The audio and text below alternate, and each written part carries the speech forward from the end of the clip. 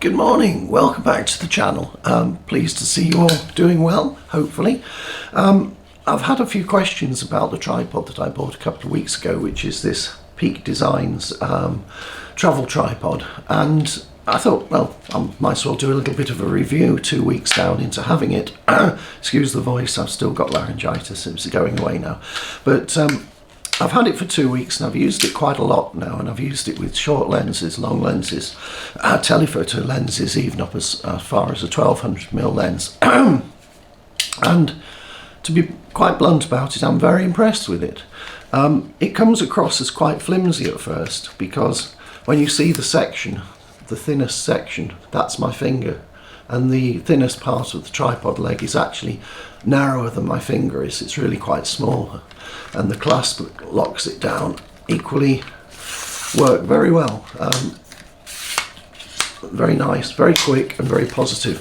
When you've got all the legs fully extended, it can have a little bit of movement on the top. It's not very much, and as my video on stability and image stabilization points out, it actually can be cancelled out by the body of the camera if it's got IBIS, and also the lens if it's got stabilization. So it's very easy to deploy, it's very sturdy.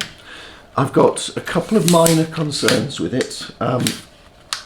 The first is that I'll go and find the actual offending part. It's over here somewhere.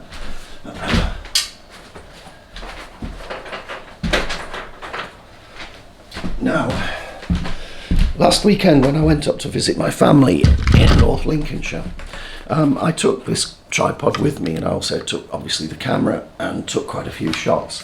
And there's one little annoying thing that I found. This little clip, which basically fits on to the leg like that. You can see that. And this is the holder for the tiny little Allen key that comes with it, which currently I don't have on the tripod leg, and I'll explain why.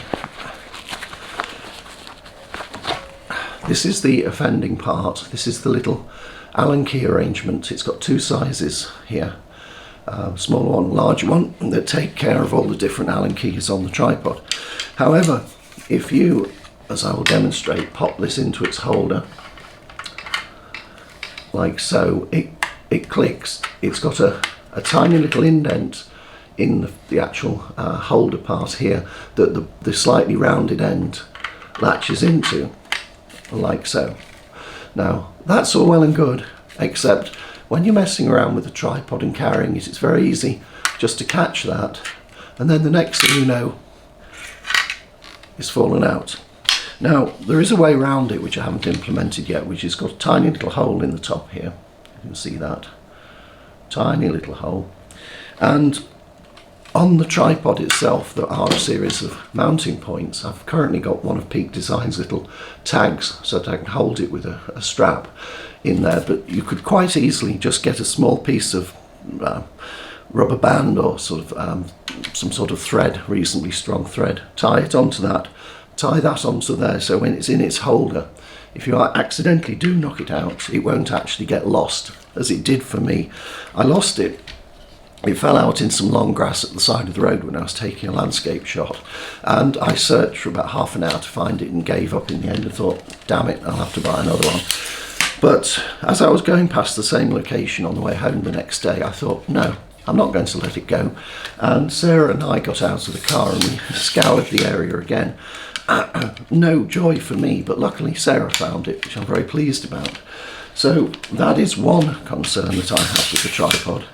The other one is a minor one, and that is when you extend the centre column, which you have to do to be able to alter the head angle at all, because when it's fully home, it's completely flat and there's no adjustment available.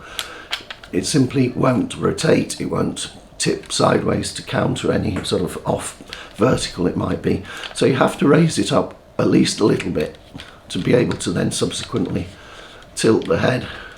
And if you want to tilt it to vertical, so a vertical position, then you have to have it a little bit further out like this. And because it's got these three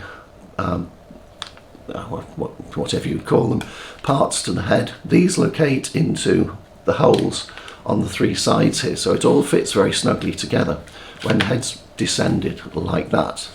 However, my biggest concern with this is that if you have the centre column extended and you push the legs together like so, and then you decide, I want to put the centre column down,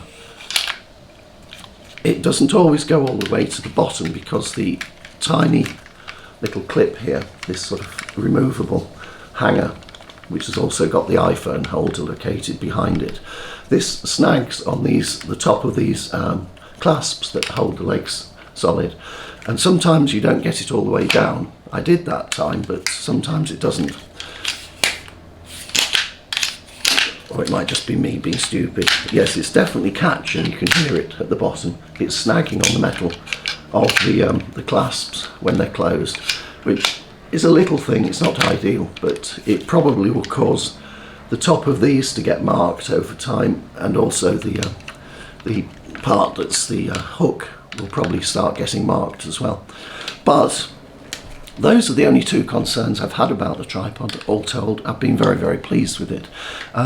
It's a little bit expensive at sort of £550 for the carbon fibre one, but I've had Gitsos and I've had really right stuff tripods, and I've currently got the big Sirui that I use a lot, and I've got a couple of smaller tripods for vlogging on. You're currently sitting on a little cheap Manfrotto portable tripod, and I've got a similar Velbon M43 that I use for vlogging as well occasionally.